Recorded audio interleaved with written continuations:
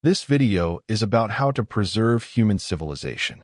The only way for human civilization to survive and advance to the next, higher level of its historical development is to divide humanity into two competing large associations of human societies, conventionally, Western and non-Western. I came to this conclusion due to my theory of the nature of human and social development, disclosed in my book, Humans and Human Society. Further in the text, I set out my explanations and justifications for this conclusion. As is known, the history of the development of modern human civilization is the history of the constant consolidation of human societies. The consolidation of human societies, that is, globalization, is a natural process of the historical development of human civilization. For thousands of years of the existence of human civilization, the egoistic, materially oriented interests of humanity focused on material survival, achieving material well-being, wealth and power were and remain the driving force behind the processes of globalization. Human thinking, intellect, and consciousness have always been and will be subordinated in the future to egoistic, materially oriented interests. The reason for this is as follows. The low level of development of thinking, intellect, and consciousness of humanity. The development of human thinking, intellect, and consciousness is a very slow historical process.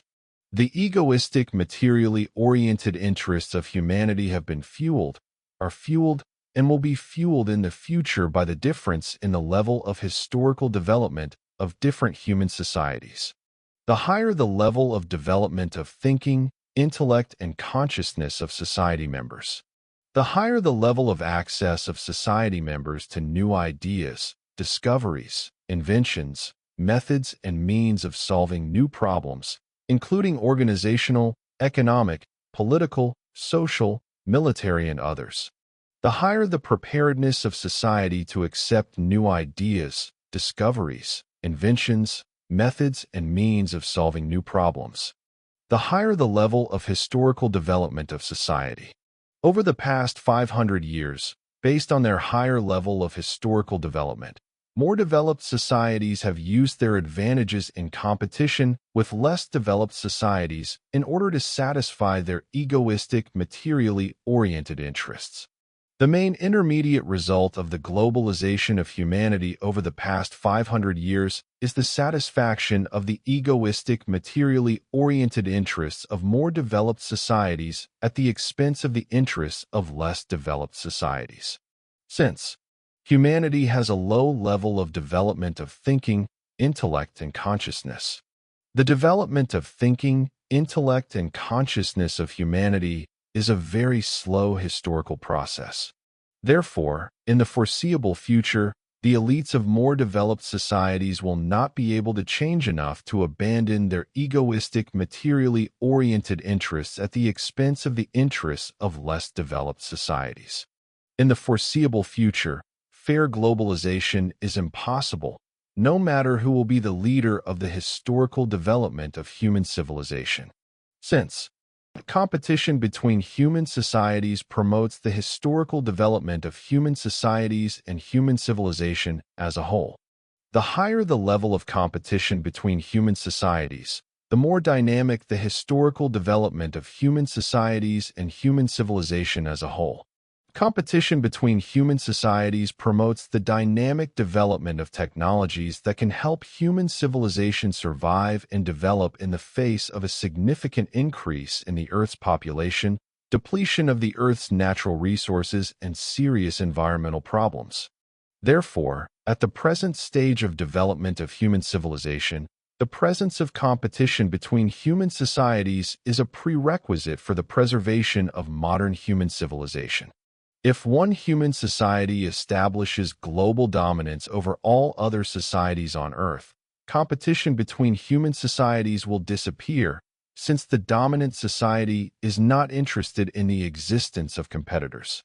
The absence of competition will slow down the historical development of the dominant society and, as a consequence, all other societies, which will lead to a slowdown in the development of critically important technologies and the inability of humanity to resolve the above-mentioned acute problems facing human civilization.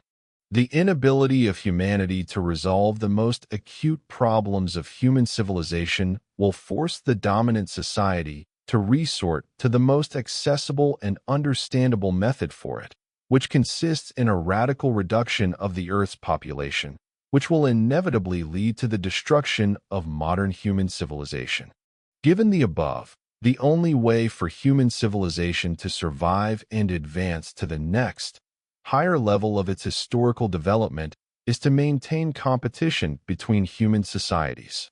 In the context of ongoing globalization processes, maintaining competition between human societies can be achieved by dividing humanity into two competing large associations of human societies, conventionally, Western and non-Western, which will give human civilization a chance for survival, continued existence, and historical development. Historically, a more promising association of societies will be one that can ensure a more dynamic and consistent historical development for the societies within the association. It will be more competitive, resource-rich, and more attractive to other human societies that did not initially join one or another association of societies.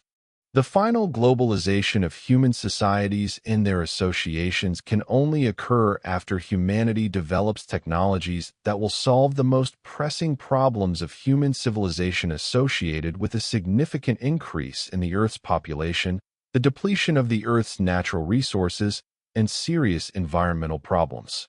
Regardless of which association of societies proves to be historically more promising, the main condition for the preservation of human civilization is the preservation of the Earth's ability to ensure the existence and development of humanity. That is why humanity must take care of the Earth. In order to preserve the Earth's ability to ensure human existence and historical development, humanity should spend the material resources necessary for human life support more wisely and rationally. In the long-term historical perspective, this can be achieved only through the development of human thinking, intellect, and consciousness in their interrelation. Detailed explanation and justification of the above and much more relevant information you can find in my book, Humans and Human Society, which is available at the link posted below in the description to this video.